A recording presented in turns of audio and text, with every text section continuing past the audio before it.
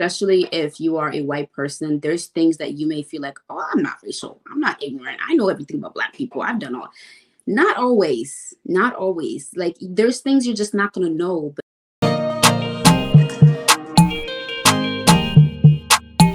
Hi, everyone. Welcome back to Adopted Gals podcast. I am your host, Hawa Zabel.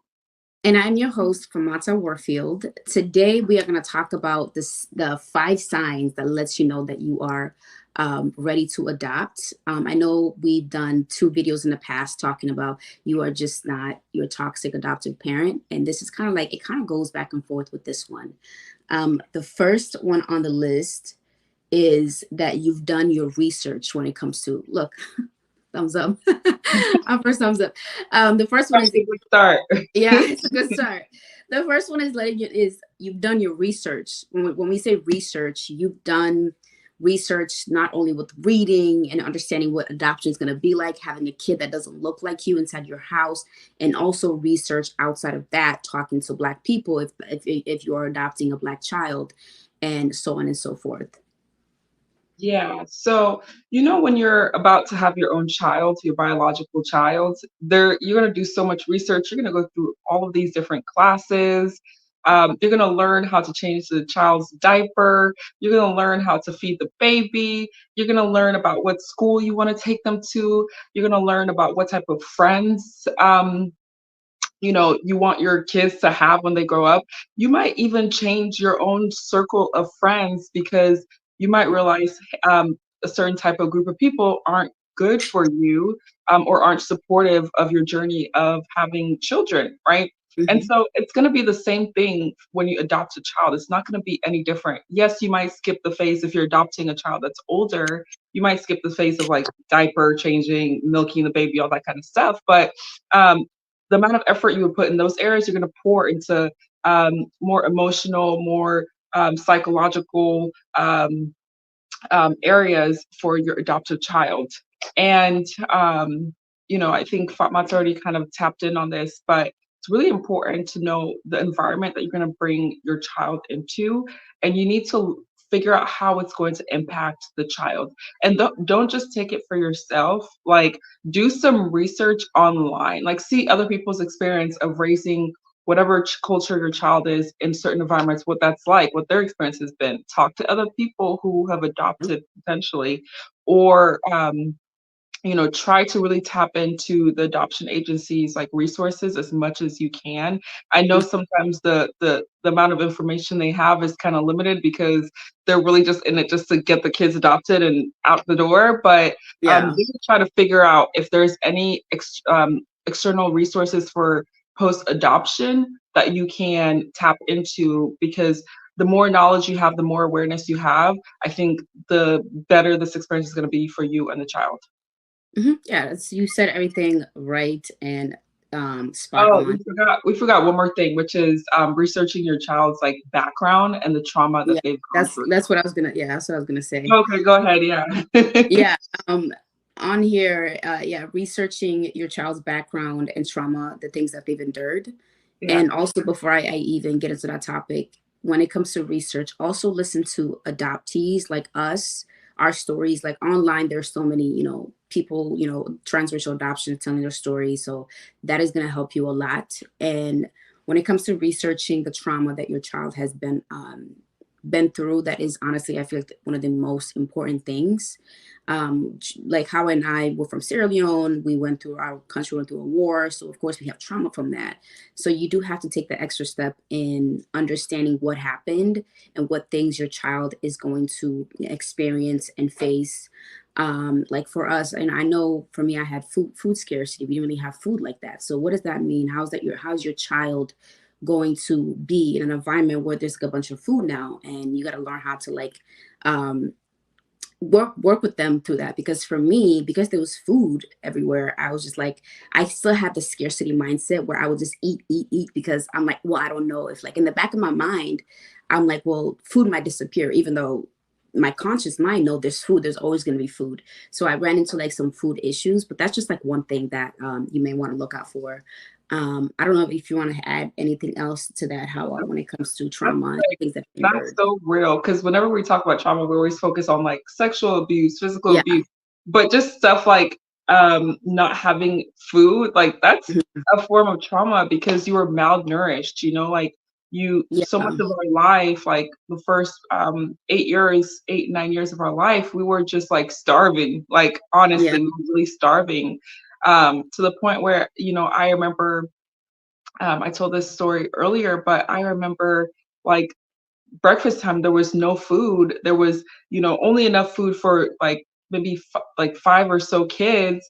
Hmm. And one of the girls, like, she basically gave me her food, but part of it was like throw up food. So it was like throw up leftover. And she was like, "Do you want it?" And I'm like, "Yeah." So I started to eat it and I was like, "Oh God, this is throw up," and but that's how extreme of a situation we Yeah. were in, like to the point where when I was in the before the orphanage, like I was had no food for like weeks and weeks on, and I would Mhm. like parade around town with my friend and we'd start like picking at mud off of the houses Mhm. because the houses were made out of mud and tin. And I would Yeah. pick at some of the mud and start eating the mud because we just did not have any food. Yeah. Um, and I hate that, right? And whenever you see the posters of like starving African children, I hate to admit that and to think that I was a victim of that, but Yeah. that's the truth. That's where, I was coming from. Fatmata's, part of Fatmata's story as well. Not Hmm. saying that that's every single child that you're gonna adopt, but a lot of times, these kids have gone through traumas that are beyond just sexual abuse and physical abuse that you really need to pay attention to. Hmm. And, doing research can look like, like we said, speaking to someone that's in adoption, Sorry, my dog. Muko trying to be in the video. Um, research can look like having friends outside of your circle that are in that culture, Hmm. seeking resource from adoption agencies, and Hmm. reading books is very important. You'd like be surprised about how much information you can get from reading books. So just wanted to put that out there too. Yeah. Yeah, well said. How I kind of started to slowly get into the next one, which is number two, research for support. Mm, And we're talking about therapists, mentors, and making friends with people who look like your kid. Like if you have a black kid, Asian kid, make friends with those people. Like have a friend that you can call and talk to and feel like you can ask questions where you're comfortable enough to ask questions, not just like a coworker or like an acquaintance. No, you need to have a friend that it looks like your kid that's going to help you through things that you are not going to understand. And one of the things we talk about the most when it comes to translate racial adoption, there's just some stuff you're not going to know, and not because you don't want to, but it's because it's a difference in culture, it's just difference in race and things like that. And of course, we talked about you know when your kid comes, they're going to have trauma, so you have to put them through therapy. And it can't just be any therapist. To find a therapist that is well versed in transracial adoption and dealing with the situation of adoption and stuff like that. And I also highly encourage finding a therapist that is the same race as mm, your adoptee, because I feel like that just creates a better trusting environment where they feel like it can open up more. Because when it comes to cultural stuff, it's just how it is. We do tend to open up more to our kind than to other races. So we highly encourage that. If you want to add anything to that, how you can go ahead. You might be thinking, "Oh, therapy is so expensive," which it is. Hmm. Can be very expensive, but nowadays, because therapy, I think, is becoming more of a priority, Hmm. and mental health is becoming more of a priority, there's various different organizations, Hmm. that provide therapy for cheap. One of those places you can go to if you're Christian or whatever, if you go to church, Hmm. churches usually have some type of program, of therapists that are more affordable, sometimes like Hmm. very low cost or sometimes even free.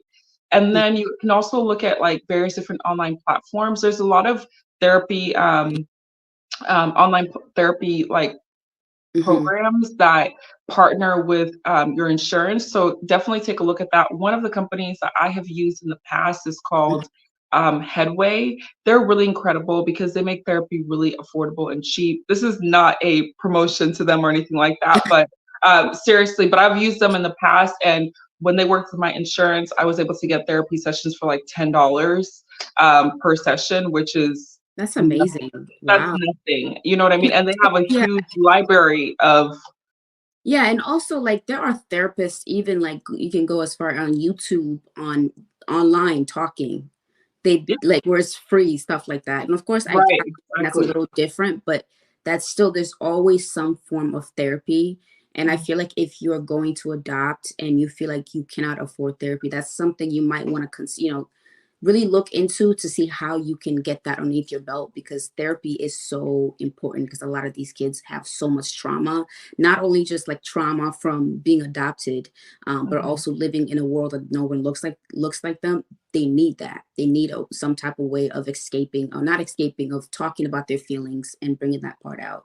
And I And really feel like oh, sorry, go ahead, babe. no, no, go ahead. I was gonna move on to the next little thing. Um, Mentor. Go ahead. I was gonna say, like, with mentorship, like, I think that's so important because Hmm. when you're a child going through so many different phases, you need some type of mentor of some sort. Now you add Hmm. on the additional challenge of being adopted, like, and Yeah. looking different than the rest of your family, if that's the case for your adoptive child, like, Hmm. it's just such a struggle back to back to back, and you just feel, like, so lost, and if out of all things, if you can't afford a therapist, please, please, please get a Hmm. mentor. There is Boys and Hmm. Girls Club.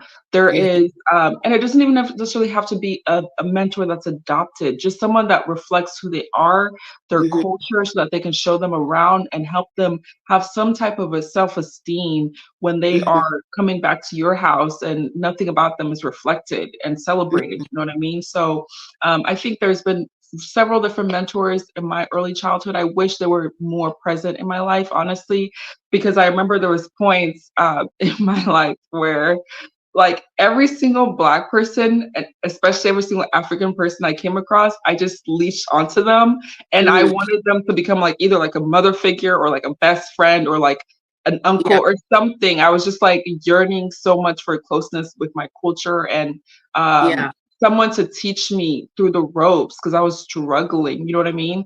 And it came off very desperate. I'm not gonna lie. I mean, It came off I very desperate for me. I wouldn't even call it say it's desperate. You were a child. You needed that. You needed Yeah, you I felt needed it. like My a body sort was like of someone yearning. being yes, and which is Yeah, normal. Like I said, when it comes to culture, you are always going to yearn for your culture more than yeah, yeah. than other cultures. 'Cause that's just how life is. It has nothing to do with racism or anything like that. It's just how life is. No, not at all. Not at all Yeah, about I racism. wish Yeah, your child, I even if I they don't verbalize it to you, your child is secretly wanting to be around people that that look like them. represent them and look like them. They would never tell you that. And if Mhm, you ask them and they might be like, oh, that's not because I remember Emily, she used to, or Famata used to tell stories about how, black friends would be, presented to her, but she would be like, but there comes a time mhm, when especially when you become like a teenager, going on towards young adults, you're definitely mhm. going to want to connect with other Black kids or whatever of your race and your culture. Yeah. I wish I had a mentor. I really wish I had a mentor that looked like me. That would Yeah, have helped my childhood in like the best way possible. yeah, Yeah, I I think know. mentors are just absolutely they're needed. And of course making friends with, you know, black people, if you're a black kid or Asian, you know what I mean. Yeah, It's very important to just kind of have that dynamic where they see other people that look like them, just to be around and to see that it just helps. hang out because a Um, lot of like culture, I think, is nonverbal. You know what I mean? It's not like yeah, as a yeah, white parent, you might just be like, here's how it looks like to be a Black child reading off of a book, but a lot of it is like nonverbal. Um, mhm, innuendos, is that the word? That you just like pick up. You just, But we get it. We get what you're saying. y'all forgive me. My vocabulary is Okay, girl. English I'm is like, my third language. Okay, I be using but the wrong vocabulary all the time. Like, girl, that's not what is supposed to go along with the sentence. That doesn't make sense. Try again. But, but yeah, oh my the next one on your list is, have you done therapy for yourself and your family? And I feel like this is the most important one out of all of these, because a lot of times, again, children who you have adopted, they already have their own trauma of their own.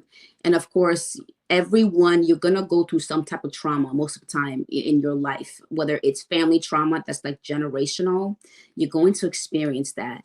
And we want to put this in there because I feel like it is important for parents who are adopting to do therapy, to face their own demons, their own trauma, so then they don't pass that on to their adopted children, which yeah, piles on to the stuff that they've already experienced. It's like they don't need to have any more trauma from, their new sets of parents. And I'll honestly, it's also good for you as well, because I'm a therapy girl. I tell people to go to therapy all the time because it's done such beautiful, wonderful things to in my life that I just can't help but to share and push others to do that. And when you're able to face your demons and things in your life that you've been through with your family or other people, it just helps you grow more. And then it also helps you understand your child in a better way, and where you don't get as triggered, because children are going to trigger you. Whether they are your adopted children, whether they are you gave birth to them, they're going to even trigger if you don't give birth to them and you. you're just around them, And yeah, that's what I just said. they're Like, yeah, triggering. They even can yeah, be.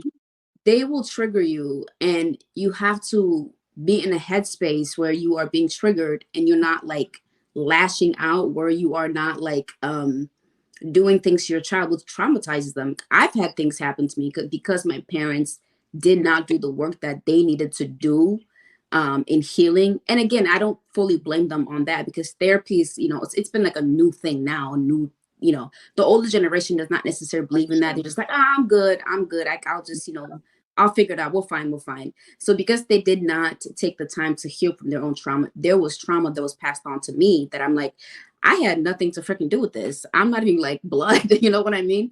But so it's just like really important for you to take yourself to therapy and and for you to heal. Whether if even if you adopt or don't adopt, just take Yep, the time to heal. that's a fact.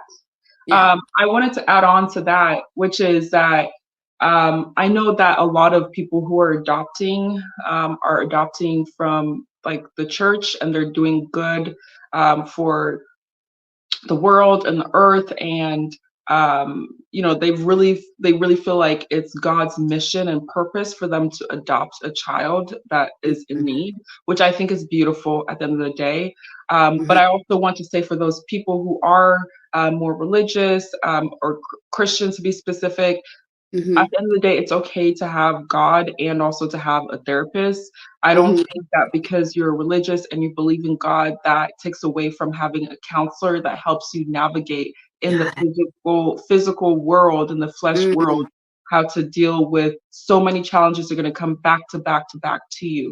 No. And I'm a believer. I believe in God, but I also go to therapy as well. And I think both of those things have helped me tremendously with my traumas and my upbringing, um, to becoming the adult that I am today. And so I want to encourage you to do a little bit of research on that before throwing therapy into the trash, and just Yeah. saying, well, I have God and that's all I need, which is true. God is all that we need.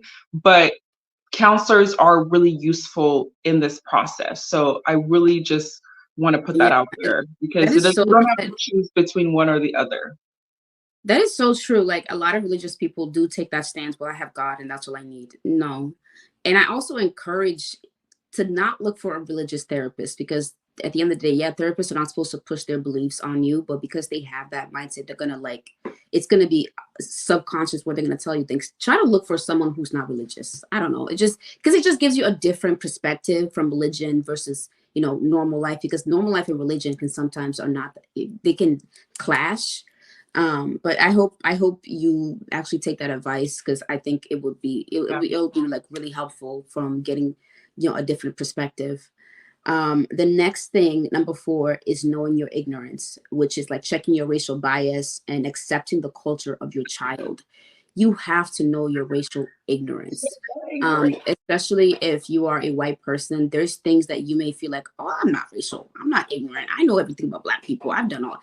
Not always, not always. Like there's things you're just not going to know, but you have to do the research. You have to talk. You have to kind of sit with yourself and be very honest with yourself. And it's just in your head. You're not telling anyone about this. Just be honest in your head on what you think about the child that you're adopting and their culture, and how certain things have been pushed into your mind about that culture. Sit and think about it and be like, okay, I that's not right. I need to figure out how to change that. And I think for that, sometimes it can be really hard to know areas that we're ignorant and have biases, because that's a lot of times biases are so deeply rooted in us that Mhm. it's not in the forefront. We don't know that we Yeah. have these biases until it actually comes up. And Mhm. that's something that, I've discussed with my parents, my adoptive dad, for example, where it's like, after adopting me, he was able to see areas where he had biases, Mhm. that he didn't necessarily want, but it was like some ugly truths about, Mhm. Yeah. realizations about how he thought about people of my culture, like Black people, right? Mhm. And it wasn't like he thought of them as like dirt and all that kind of stuff, but it's just like small little things, and Yeah. so I would say that yes, the biases that you have, you need to check them, but then also create room and understanding that there's some biases that are going to come up that Mhm. you didn't even know were there. Some things that Mhm. occur that make you so uncomfortable, that's very specific to a certain culture that you didn't even know was there, or the way that culture behaves, or Yeah. whatever. And I think you just need to accept that and Mhm. learn to be honest with yourself when those biases come up, because that can creep up on you out of nowhere, and you're probably going to want to um, deny it. But at the end of the Mhm. day, you need to be 'Cause of the honest and yeah. truthful about it, and allow it to come out to the open, because I don't believe in sweeping things under the rug, because that's not how you grow, No, especially with a child. So, yeah, um, that's you're so spot on with that. And I encourage you because as human beings, we are so hard on ourselves for feeling and thinking a certain way. I encourage you to not shame yourself, because yeah. when you shame yourself, Mhm. you don't want to look at the truth. And speaking on this, I'm speaking on based on what I see with what happened with my parents, where because they felt so shameful for some certain things, Oh, they were not really look at certain things, and so there was like pain and things that sweet were girl. like that happened between us, gripes and concerns, because they did not want to face the real truth of how they're feeling. So be easy on yourself, be easy on yourself, be forgiving, and be like, yes, I think like this, and I need to figure out how to not think like this anymore. It's not the right thing. And yeah, don't push it aside. Like how I said, we don't do things, we don't believe in sweeping things under the rug. Speak And, about it. and It can be ugly. It can be yeah. the truth can be very ugly. Who like Oh yeah. Ooh, girl. But once you are honest about the truth yeah. can save you at the end of Yeah. the day. It really, really Oh can. yeah. Because when you have all the shame, it Hmm. basically you become a slave to your shame. Yes. And you try so hard to prove that shameful bias or ignorance is not truthful. And you Uh, actually end up doing more damage than you do, yes. to yourself and to other people. And Yeah. so I advise you, especially if you're religious, because again, a lot of people who adopt with religion in mind and they're white, a lot of times there's a white savior complex that occurs. Hmm. Um, Being honest with your biases and your ignorances actually helps to combat this white saviorism, because you Hmm. see yourself as a human that is learning, that makes mistakes, and that is not perfect, and um, gives this room for the child also to to make mistakes and to learn as well. So, and have forgiveness for each other. Yeah, well said. And then the next one is accepting your child's culture, where they're from, and reading about it, learning about it. Oh, that's also, I'm sorry. That's part of the know your ignorance. It's not the next, it's not number five.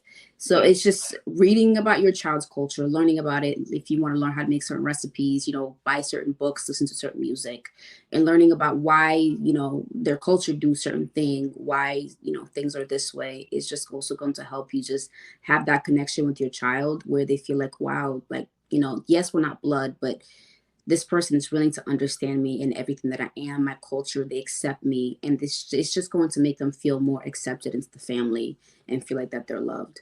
And I think you guys, if you, especially if you just adopted a child, I think you should maybe create like a calendar, like a monthly calendar of different activities and things that you do that pertain to your child's culture. Um, Hmm. and it doesn't necessarily have to be super expensive or going out or anything like that. But like Fama just said, once a month you might cook, something that's within their culture. Once a month you Hmm. might go shopping in a neighborhood where is filled with Yeah. their people. Or once a month you might, just do different things that pertain to that child. So you're going outside of your comfort zone. And again, that helps you to bring to the forefront some of the biases that you may have. Because when you're out shopping in a majority Hispanic supermarket or whatever, and everybody's speaking Spanish and all this kind of stuff, some things might be bubbling up where you're like, your whiteness or whatever culture you are might be coming up and making you uncomfortable. So Yeah, we'll um, learn how to be uncomfortable because their child is uncomfortable the whole time. They're with you. yeah, Learn exactly. it. But yeah, I don't really have anything else to add to that. I'm gonna move on to the number five. This is the last one: preparing your own children in your own family. And I feel like a lot of families forget about this step because everyone is so enthralled into the adoption of what it's going to look like, what's going to happen. They forget about their own children, their own family members, and how that's going to affect them. Adoption is something that affects everybody in the family. You have to talk to your own children on how things are going to be. Like for me, when I was growing up with my siblings, I don't think my parents did a good job of like explaining to them what's going to be. The new siblings and what they're going to experience. And of course, you're gonna have children that with new children with their own trauma that may be worse than your own biological children, and sometimes that can get a little messy with children and interaction. And your children who had your attention 100% of the time, and then all of a sudden, so just like your children are going to feel like their attention is not on them as much as it used to anymore, especially if the child that you are bringing into your household, they have all this trauma and they need significant help, where it's going to feel like your birth children are going to feel left out. Sometimes they're going to act out because of that, and they're going to be doing things that they normally don't do. So it's important to kind of sit them down and talk to them and be like, hey, we're going through this process. If you feel like a certain way about feeling left out or feeling like you're not being taught, cared for, come to me, talk to me. Like, I have time for you still. I have time for you and I love you. Know that yes, you are my birth children. I will always love you and care for you.